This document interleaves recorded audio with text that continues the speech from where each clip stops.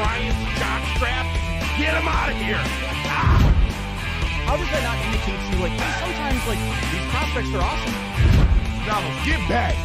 They snatched that chain, boy. Get back. What's y'all gonna do about it? Popeye snatched that chain. Get back. We want that snack wrap. They got 3 flavors. Y'all got 1. Get back. Hey everybody, welcome into the Big Factor here on the Big Play Sports Network. Ryan Tyler, Jack O'Rourke, Nick Padone, Rob Watson, and I want to waste absolutely no time diving into our guests on today's edition of the Big Factor. I get to welcome in Greg Oden, former #1 overall pick in the 2007 NBA Draft, 2-time Gatorade National Player of the Year and Ohio State legend.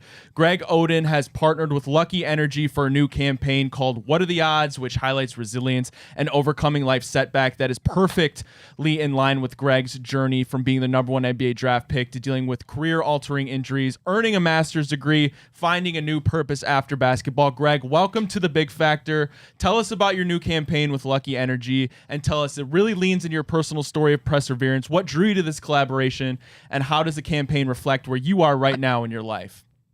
I mean, you basically said it all. First, I want to say thank you guys for having me.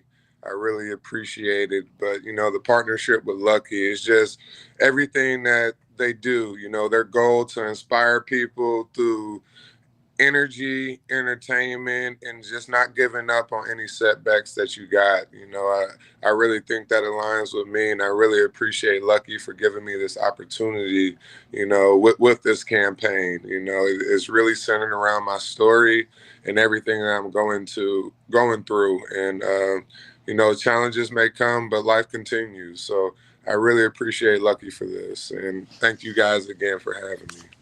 Okay, Greg, to stick with that theme a little bit, again, thank you for coming on. You've spoken about perseverance and challenges in your career, and one of those things you've opened up with since you've retired is mental health.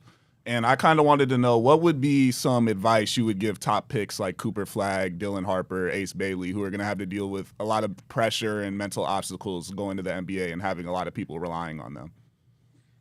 Honestly, to worry about yourself. Don't worry about what everybody else has to say. All you can do is try your best, be coachable, enjoy this journey, and, you know, have fun. You know, it's going to be a lot of people wanting a lot from you. But if you do those things, I promise you'll feel better on the other side going through it. Greg, I wanted to ask you about Cooper Flagg, obviously the #1 overall pick to the Dallas Mavericks. I think the NBA world got to have a lot of fun with the Mavericks when they received the #1 overall pick in the draft lottery. What do you make out of that fit from a basketball lens for Cooper Flagg heading on to Dallas? I mean, he was already put in the starting 5 before he was even drafted, as soon as they got the pick. But, you know, he's a great talent. So, he's still going to have to work for it. He's still going to have to prove himself. He has a great coach. He has great players around him. I wish him nothing but the best. But I think if it works out, it's going to be a good thing. You know, everybody, you know, who saw the trade, you know, that first game with AD and Kyrie, you can tell that the Dallas Mavericks was going to be a scary team. So, you know, to have Clay, to have Gafford, and then to add a talent like Cooper Flagg and give him freedom to grow with those 4 around him, I think they're going to be a scary team if everybody's healthy. So, Greg, here in Cleveland, we got a lot going on with our big guys right now. We got Evan Mobley and Jared Allen. There's a lot of talk about what we should do with these guys, move Evan Mobley to center, trade Jared Allen. People have all the thoughts in the world on Cleveland's bigs. What do you think we should do here in Cleveland with the 2 big guys? Well, the fact that you guys were the #1 in the East, you probably should keep them both and just plan on growing from there. You know, I know it was disappointing losing to the Pacers, but I'm a Cavs fan because I live in Columbus. So Okay. you know, Yeah. I think that team is amazing. I just think that, you know, they just needed another year, as, you know, the playoffs showed, and I think they grow together and build together. I think they'll be really good.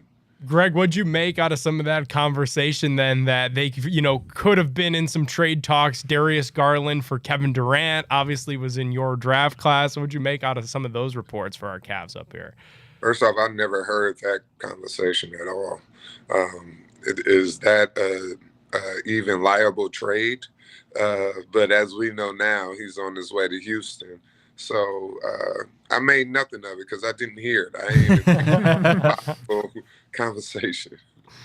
Greg, I also want to ask, there's been a huge revolution in the NBA with big men shooting and three-pointers and stretching the floor and getting more into being skilled. You were a very skilled big yourself, but you came from that era where it was more dominating in the inside and the low post. A lot of the centers we saw taken yesterday in the draft aren't really known for their outside shooting. Do you think there could be a little bit of a balancing out in the NBA where it's not all about the big men shooting threes? Yes, I think the playoffs this year has showed that, having a big, the Mitchell Robinsons, the Isaiah Hartensteins, having a big that can come in and rebound and just dominate that aspect, who can play defense, who can guard multiple players and protect the rim. I think that's something that's going to come back to, especially with a lot of these kids getting drafted this year. Teams need that. You need somebody that doesn't just want to stand out, at the 3-point line and not go inside and do the dirty work. So I think that's something that's going to come back, and I really do appreciate seeing that. So, Greg, if you were crafting the perfect third for a 3-on-3 basketball tournament, I feel like you kind of have to take Mike Conley along with you for this basketball journey you're going on. But who's the wing you would take? Daquan Cook, of course. All my boys that I grew up playing with, that's the three I would definitely ride with all the time. That's a ton of fun. Greg, obviously it was a big deal to you personally and professionally after your playing career when you returned to The Ohio State to finish your degree. Talk our fans through what went into that decision and what it finally felt like to be able to walk the stage and complete your degree in the sports industry. Well, to be honest, it was kind of the fact that when I retired, I really didn't know what I wanted to do with my life. My whole entire life was built around me playing basketball. So, retiring and trying to figure out who I was, the one thing I did know is I wanted to go back and get my degree. So, me going back to the Ohio State University kind of gave me a little bit of direction. And I kind of figured out, I enjoy the mentorship. I enjoy being around the players. I enjoy coaching some of these players, and ended up getting my degree in sports coaching. And I just really appreciate the Ohio State University for that, in Columbus, Ohio, for just giving me direction, helping me figure out who I was in that process. Greg, speaking of the Ohio State, I actually have an interesting question. For you, they've struggled with Michigan the past couple of years. I don't know when the last time they've won a game was. Personally, watching them this year, was it more satisfying to see them win that national championship, even though they lost to Michigan, or would you have rather seen them win that rivalry game rather than get the national title? As much as I hate that we lost to Michigan, I'm definitely going to say it was really good seeing us win the national championship. Can't nobody say nothing now when you're the best in the country. I know we lost to Michigan, but I will say they were the last national champions before us, so I will give them a little bit of respect. But honestly, that natty was something that we needed and something that we're going to cherish, and can't nobody take that away from us. Sometimes the tides turn in that Ohio State-Michigan rivalry. So we'll take the natty because that's always going to be there. Greg, your journey throughout life in basketball, as well as Lucky Energy, their message that the world will throw things at you that you can't necessarily change. And while you may view them as a negative, sometimes there are outcomes that we can't necessarily see in the present that will set us up for success in the future. How big of a part is that mindset in getting through injuries that are career altering? Just in this past year, we've seen Dame Lillard, we've seen Jason Tatum, Tyrese Halliburton go down with these horrific Achilles injuries. What's your message to those guys, and how important is it to just the power of positive thinking and how far it can go in terms of making something that at one point seemed like, and it might still seem like such a negative thing, but being able to come out stronger on the other side of it? Well, that's just it. Using some of these negative situations to come out, better and stronger. Take that time that you actually got to sit down to better yourself, work on your mind, work on your body, come back even stronger. You can't control what's going to happen. You can have an idea of what you want in life, but sometimes it just doesn't end up like that. So, use that time and use these negative situations to learn from and be better on the other side.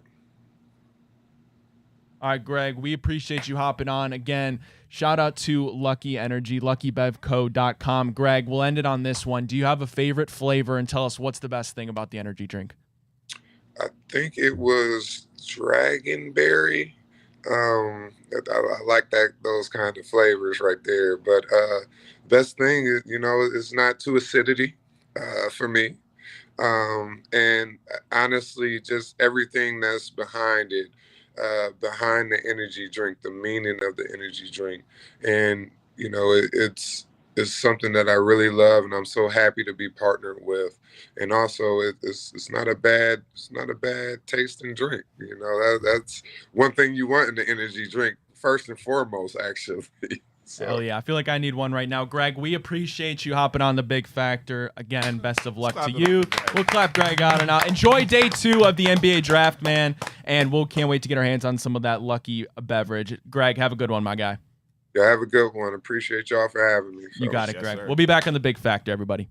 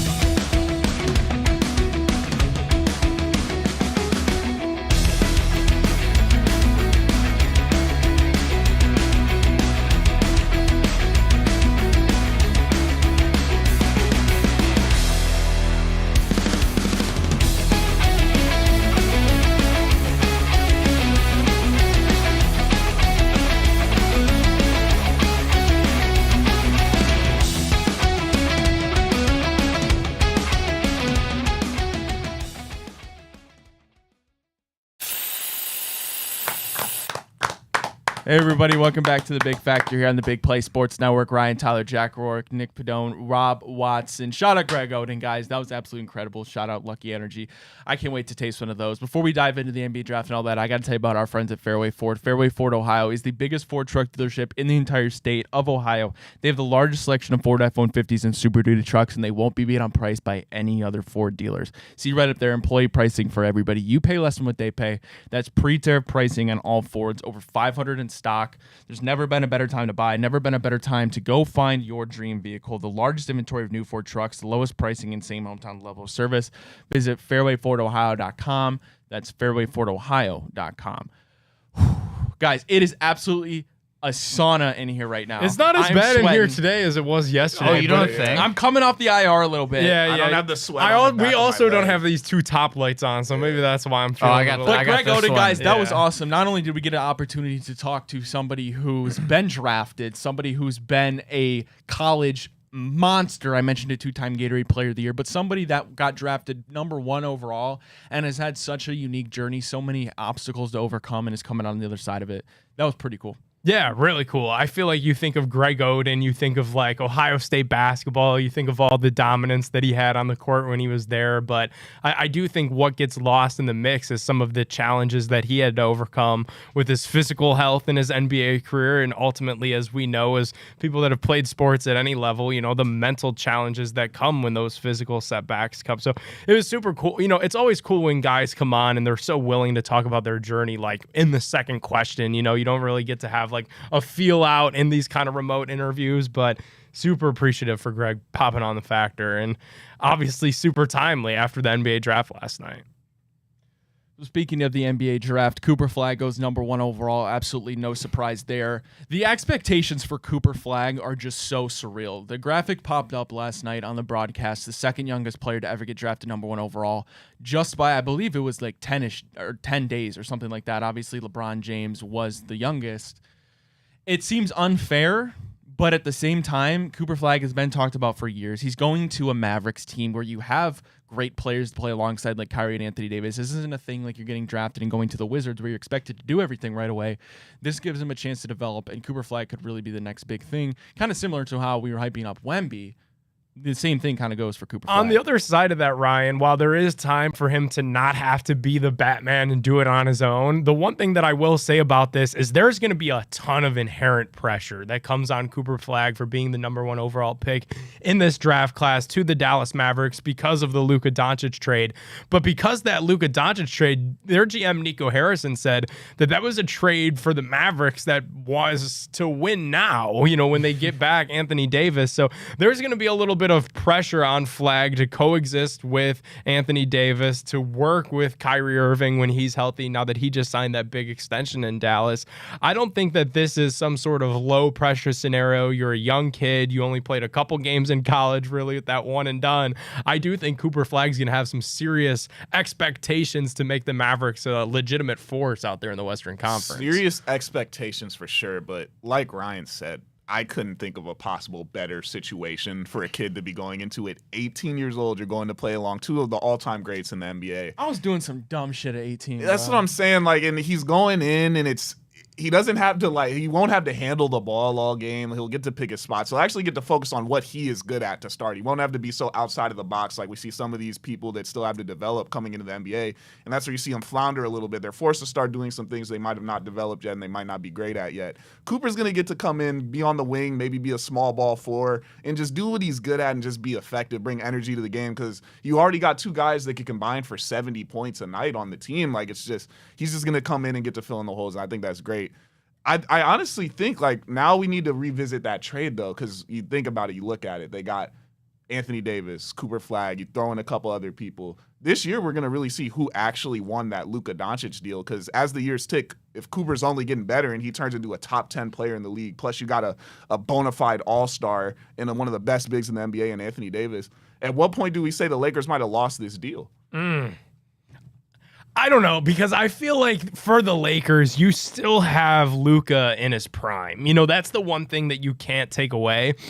But the thing for both of the teams are, you know, that for the Mavericks, you got a win now player. That's what they said, and Anthony Davis. And for the Lakers, you get a guy in Luka really in the middle of his prime, and all the reports now are that he's losing weight and he's following a stricter nutrition and diet and exercise plan. So I guess you can't really say the Lakers have lost this trade until really the Mavericks win a championship before them. Because if LeBron re-signs and him and Luka work out in a roster that wasn't thrown together in the 11th hour and they make it further than Dallas, then we're going to keep having these same discussion, I feel like, for years and years. Yes, going to be one of those trades we're going to have to look at on too. Hopefully it doesn't look as bad as that Paul George trade looks now that the Thunder have won an NBA championship and built their whole roster off of that. How about that, man? I saw Book It With Trent, notorious Thunder fan, was tweeting, "Thank you, Paul George, for that trade." I saw some people thinking Damian Lillard, because they wouldn't have even done it if he didn't hit that shot from like half court.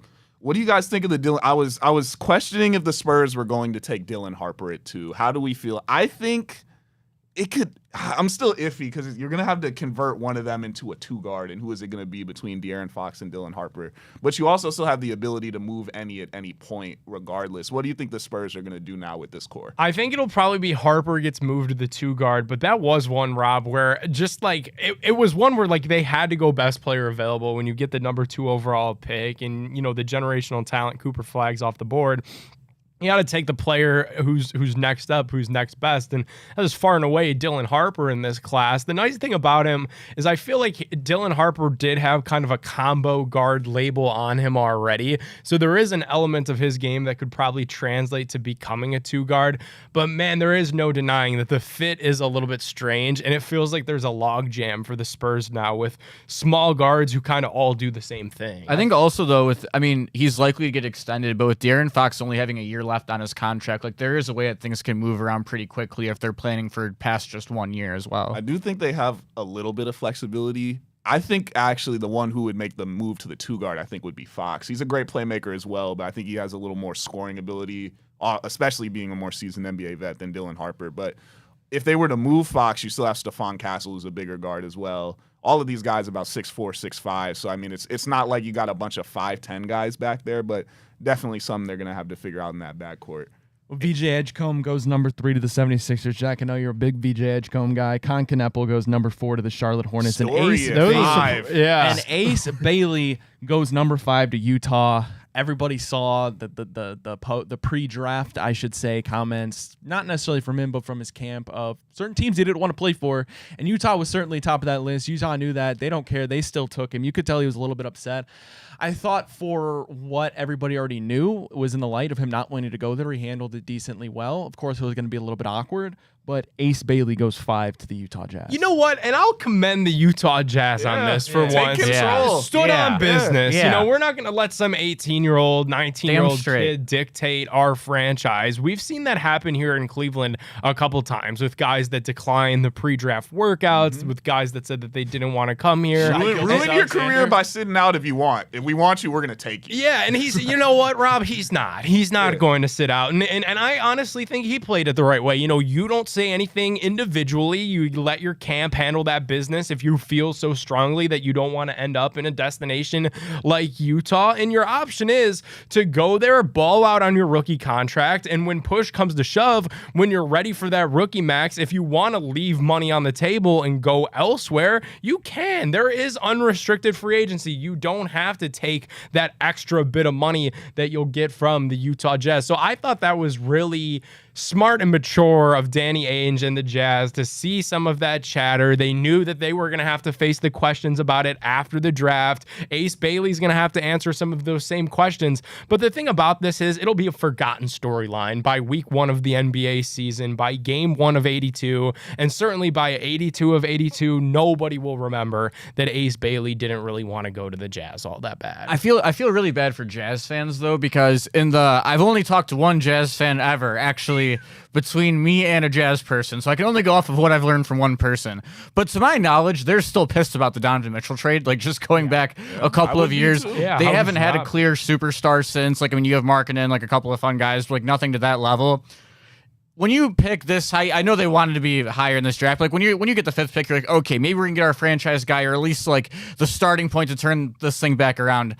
And the guy doesn't even want to be here. Like, it's just got to hurt a little bit. I feel bad for those people. He actually, like, you could see his energy. First, the interviewer comes up, and she's kind of, like, nudging him a little bit. Instigating. He's like, my team handles that. You know, my team's going to continue to handle that. And then you see the people, I see the videos of him standing, and, you know, you should be, like, gleefully, you just walked into a couple million. You're a lottery pick, but he's kind of just very stoic standing back there. So I don't know. I don't think he's serious enough to risk the money and what damaging that could be to your career to be like, oh, I'm just not going to play here, especially after they pick you.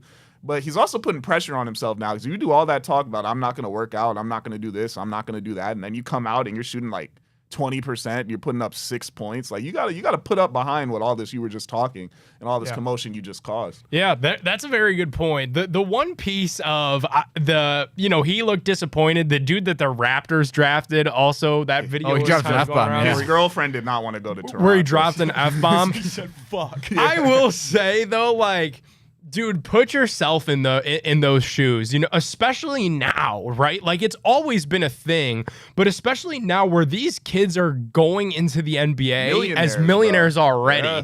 So you're forced to go live in a city for at least 4 or 5 years of your rookie contract, and you have literally no control. And last night proved with Ace Bailey, you could try everything, you know, but you truly have no control on where you go. You're already a millionaire stepping into the league, and you probably already have a little bit of a life established in terms of an agent, in terms of relationships, in terms of business ventures for a lot of these young kids.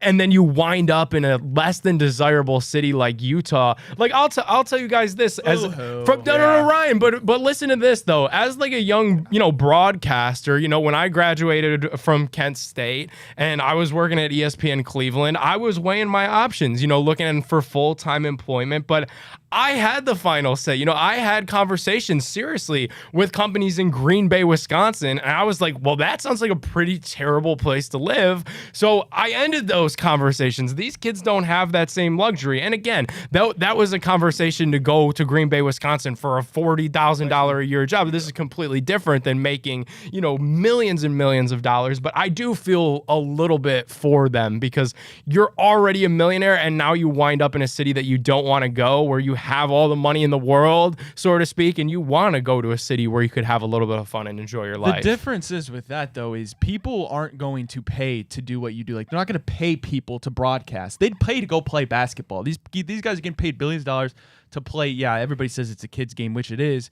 You just have to go spend 3-4 years of your life, go ball out, which you've been doing your whole life. You have millions of dollars, like you said, then you can go sign a max with basically any team you really want to and go live wherever you want for the rest of your life. Like, There's music, the alcohol, and difference. girls in every single city in the NBA. Regardless, he still has the final say on what he does. If he doesn't want to play, there's consequences that come with that. If you really don't want to be in Utah that bad, you cannot do it. Like, he could retire, and if he yes. wasn't dumb and invested his money correctly, did everything like that, If that's it's the difference. that, You if don't it's have that to work serious for him, again. he does not have to. And it could also just be a 3D chess move still. They could just be trying to squeeze Utah for every last dime. And then you see him breaking rookie, and all of a sudden he's happy to be there. He's paid off. And he's got the craziest $40 million What rookie are the contract Toronto ever. Huzz like? They can't be that bad.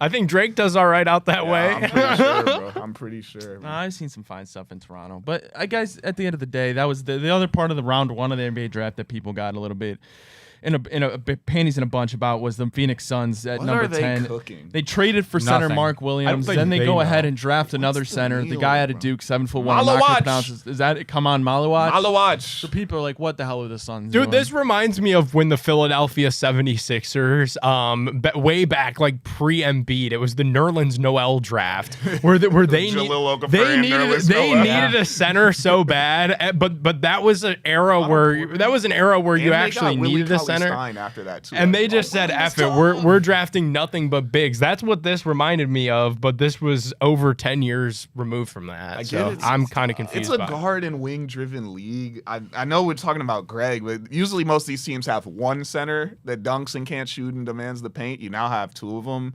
And Mark Williams with a lot of injury concerns. Their roster construction is just You hilarious. can't win in the league with 0 wings and then no point guards. Well, you have a $50 million hole. I don't get what they're trying to do, man. They're kind of just throwing a bunch at the wall and hoping it sticks. Hey, but- they're trying to be like us. I mean, they like Darius Garland Yeah. enough. They were offering KD plus first round picks. You could be like the Cavs and just have a bunch of small guards and a bunch of big bigs and nothing really there in the middle. And to be fair, they might have just went with most talented left. I mean, Yeah. there was the first round after those first few picks. You knew it was a little miss. You know, Derek Queen goes after. Could have been an interesting guy. Would have Saw liked some that. funny tweets Crab about five. that too. Would by have the liked way. that a little bit more. Walter Clayton, I know he was a mid-round guy, but that's a point guard, another scorer, but you need Joey's scoring guy. in the NBA. So I mean, they could have went elsewhere, but Malawach, I think, has the potential to be an amazing player, but got to put the right pieces around him. You could be good with Devin Booker and Malawach, but now you got Brad Beal, Jalen Green, and Mark Williams. Did you guys see the Derek Queen tweet?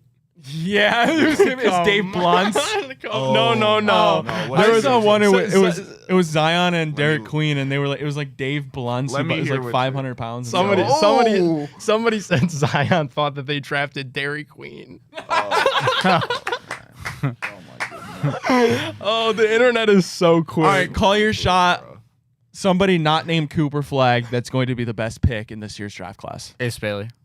You know, I think a name that went really late in the draft, sadly went to Orlando, but I like this kid, NBA heritage out of the Big Ten, Jace Richardson. Jason Richardson's son, explosive Michigan player. State, right? Score, yep. Could really fill it up, could come out in off the bench. They got their guard situated. Another low-pressure situation, a late-round pick. Might be someone who could make them some noise out there. in I'll Orlando. go with Walter Clayton Jr. I feel like there's something to be said, like the best. So good. He's going to Florida. Utah. Yeah, They traded and like him. the best player on a championship team always finds a way to be like halfway decent Like a in the Grayson NBA. Allen Yeah, type beat. just based off of like Ryan basketball D'Archinako intellect and type beat. IQ alone. Nemhard. Yeah, the players Nemhard. that- He'll find a career for sure. Suggs, like Yeah. like all these guys find ways to just hang around for a really long time. So I think he'll have a really good NBA career. All right, let's take a break. When we get back, well, the Dome is officially official. Guys, it's been official for forever Thank is what God. it feels like. But now it feels like it's finally actually pen to paper official pretty soon at least. We'll talk about that. And Browns release Obo Okoronkwo. Not very surprising. We'll talk about that when we get back on The Big Factor.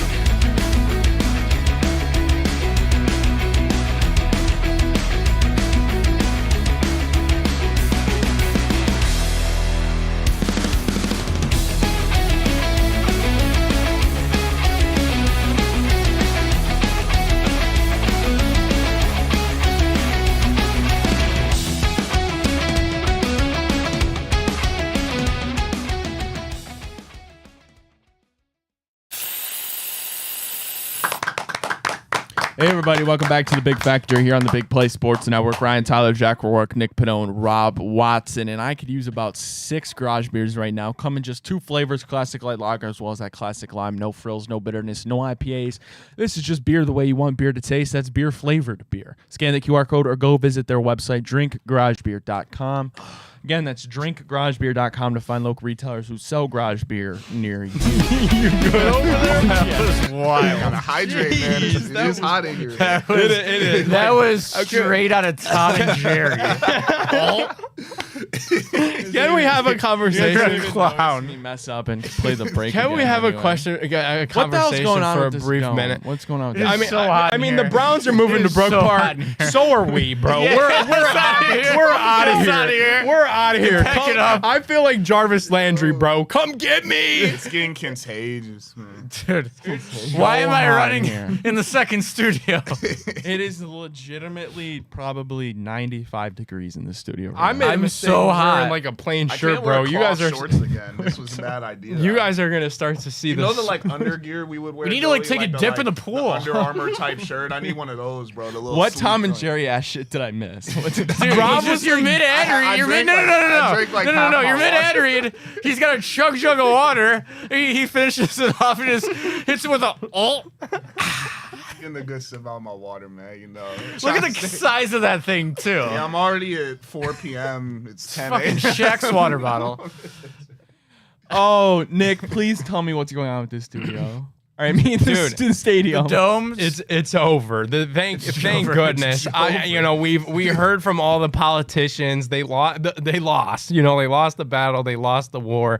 The state finished their budget yesterday. It included $600 million that will be used from the unclaimed fund. So for you guys, you guys are probably a little bit young, but if there's anybody older than us listening, if you've ever had a house or insurance of any kind, like go check that Ohio Unclaimed Funds website on ohio.gov or whatever it is, because you might have like 50 or $100 laying around. And the people that don't claim that, they're just going to use for this stadium. That's so wild. Yeah, they're just going to scrap together They're gonna come up $600 with a million calm from that. Couple mil from that. bro. Yeah, so I mean, thank goodness it's over. I have seen some of the social media outrage that, billionaires should build their own stadiums. Listen, that's just not traditionally how it works. Like, that's how it worked in LA. Stan Kroenke, that was the exception to the rule. Really, for the most part, you're using some sort of public funds, some sort of tax dollars. In this fall, it ends up being the unclaimed funds, $600 million going towards the stadium. Thank goodness that this is all finally fait accompli. They wanted to build Jimmy's World for quite some time now. They're going to control the parking.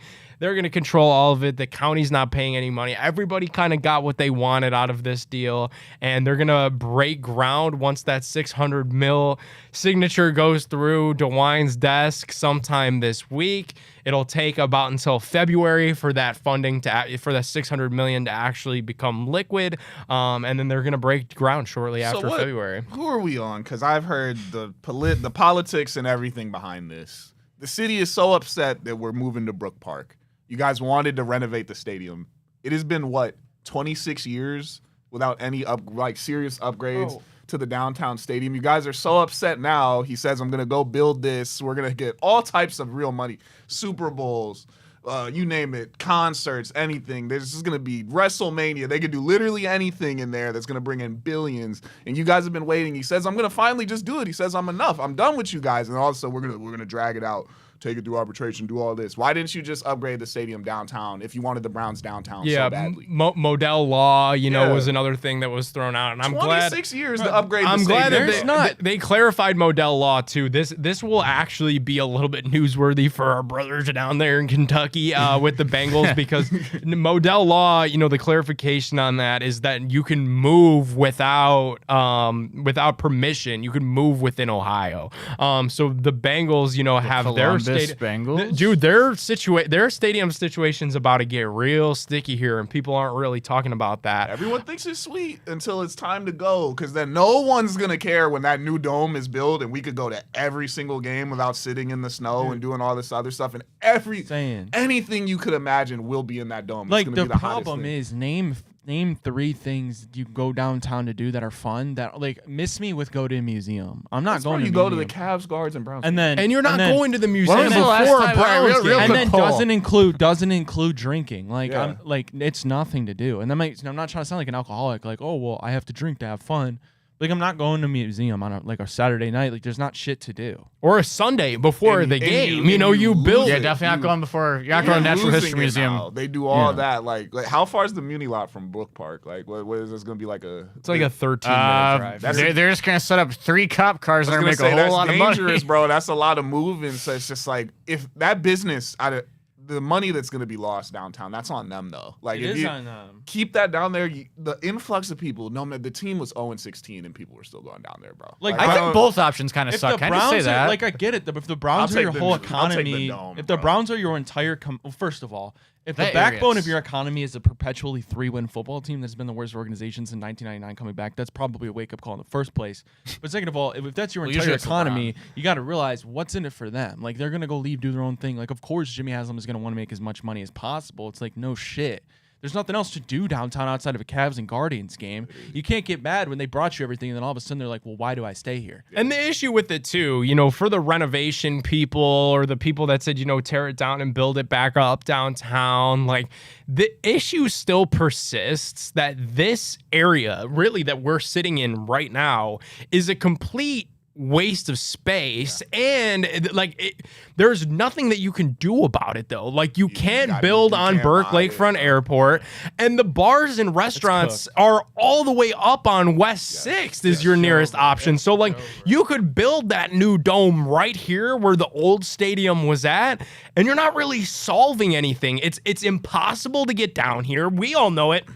Because we work game days. They close East 9th at 11 o'clock. You're closing the biggest road in the city because the traffic is so discombobulated. The patterns make literally no sense that you have to close the biggest road. That's the only outcome is no car. Like there's nothing it's really about it that stupid. makes a lick of sense. It's just seas of people after the game, shoulder to shoulder, trying to get to BFE wherever they park. Well, or whatever. Are they going to build? I mean, obviously they're going to build this stuff. This is kind of just asking for the purpose of talking about it.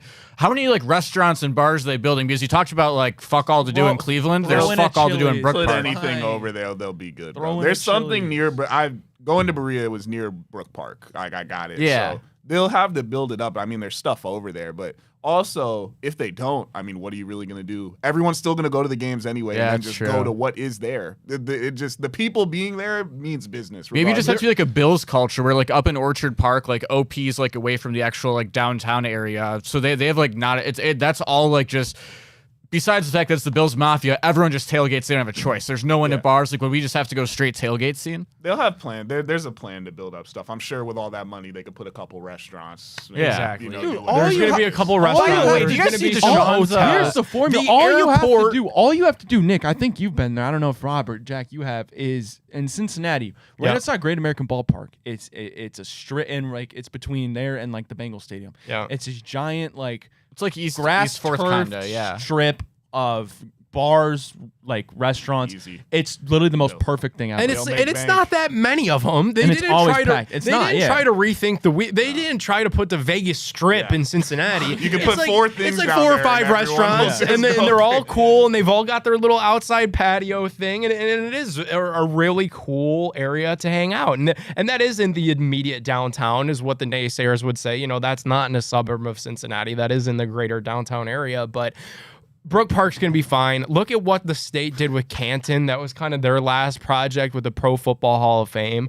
And that area, and the Hall of Fame gets, used one day out of the 365-day year. And they put some ancillary things in there. That may be a little bit strong, but they built up bars, restaurants, hotels around the Canton Pro Football Hall of Fame, Tom Benson Stadium.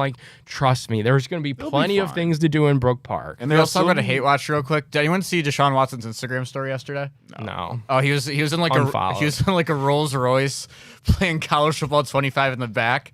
I don't think I've ever hated a human being more in my whole Kinda entire tough, life. though. That is kind of tough, though. But I mean, you still got it works better for all the other games hanging out downtown anyway. Like when you go Guards or Cavs, it's 2-minute walks. And There's just not nothing to do downtown, and that's the issue, at least in my opinion. And the thing is, Well, I mean, what here's are they another gonna put piece of down it there other too, than a guys. Like club? this stadium, and it's again, it's the people. I hate to say this because I am privileged that I've gotten to go to some of these big mega stadiums.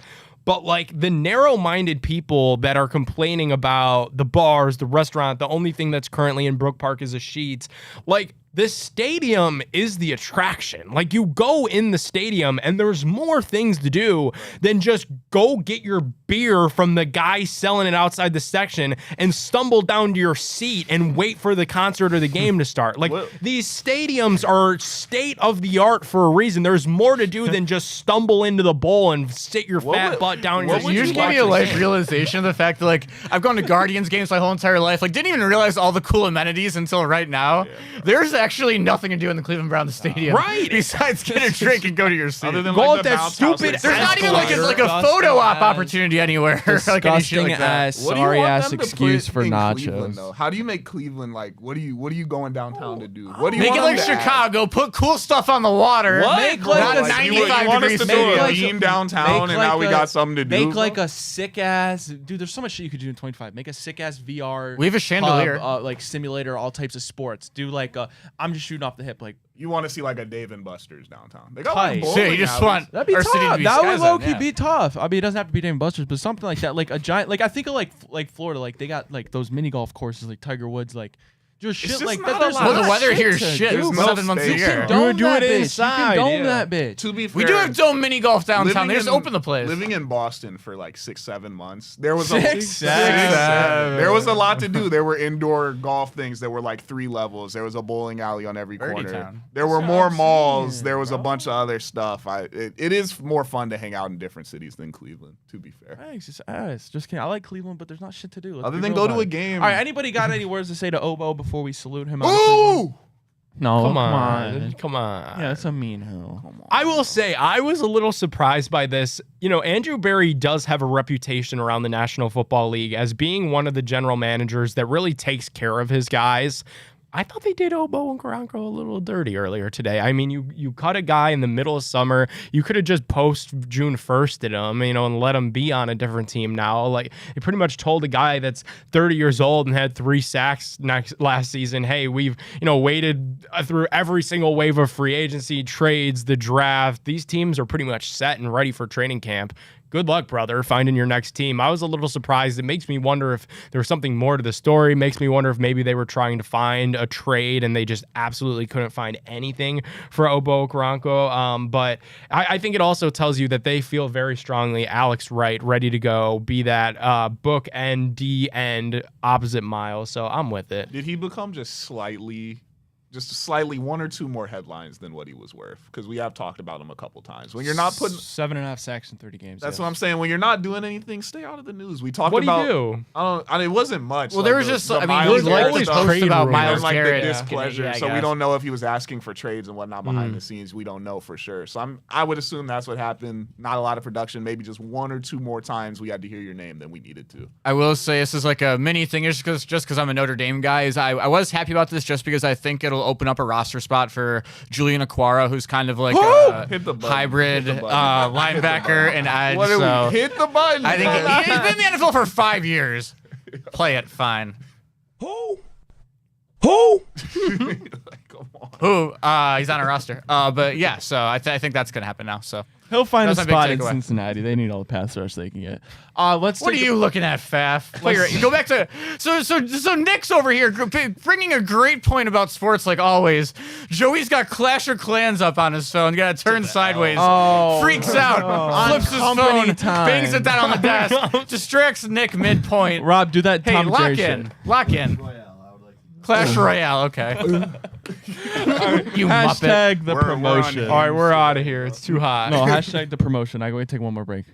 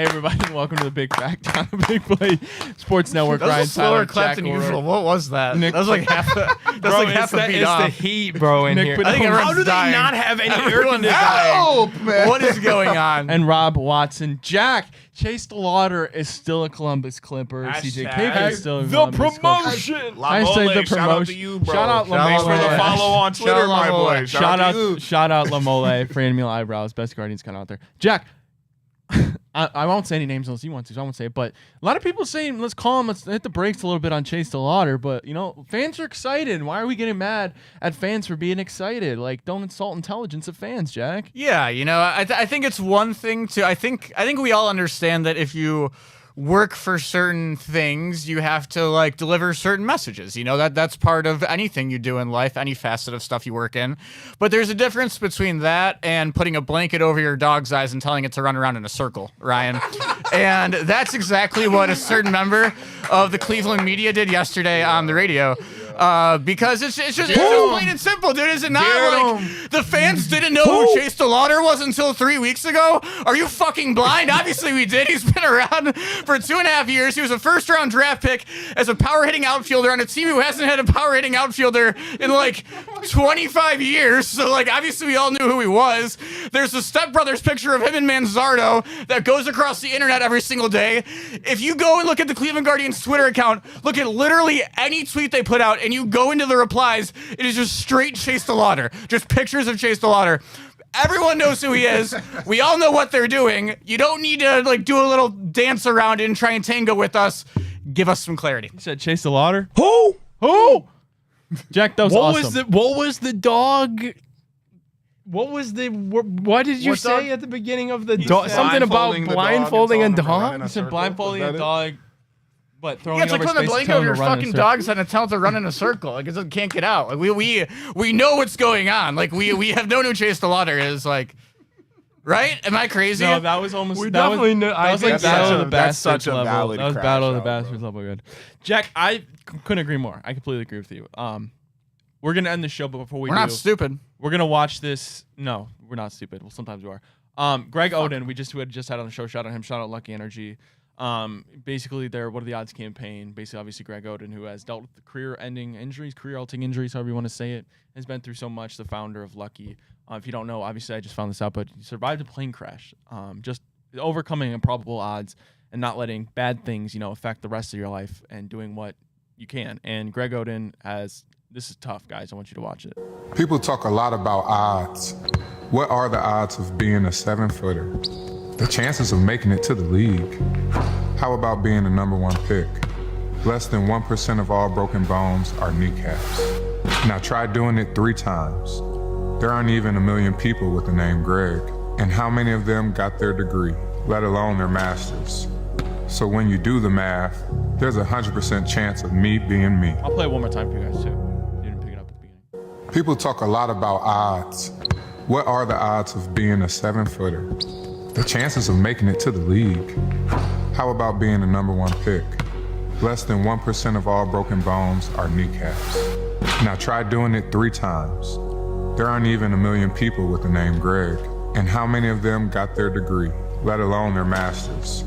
So when you do the math, there's a 100% chance of me being me. Yeah, that 1% of bones being broken are kneecaps. Imagine That's happening crazy. 3 times. That's crazy. Talk about beating That's the odds for wild. Greg Oden going to get his degree and making the most of an unfortunate situation. Guys, that is going to be it for the Big Factor. I'm Ryan Tyler. He's Jack O'Rourke. He's Nick Pidone. He's Rob Watson. We'll be back tomorrow, a special live edition. Don't throw a blanket over your dog and tell him to run in a Let me get circle. one last chug before we dip out. Yeah, do your Mickey, or what was it? Not Mickey Mouse, Tom and Jerry. Donald Duck here. That was very quick before we end the show. Can you talk about how ridiculous that was during an ad read? It's all, I liked it, honestly. It's Nick's okay. out. All right, let's See ya!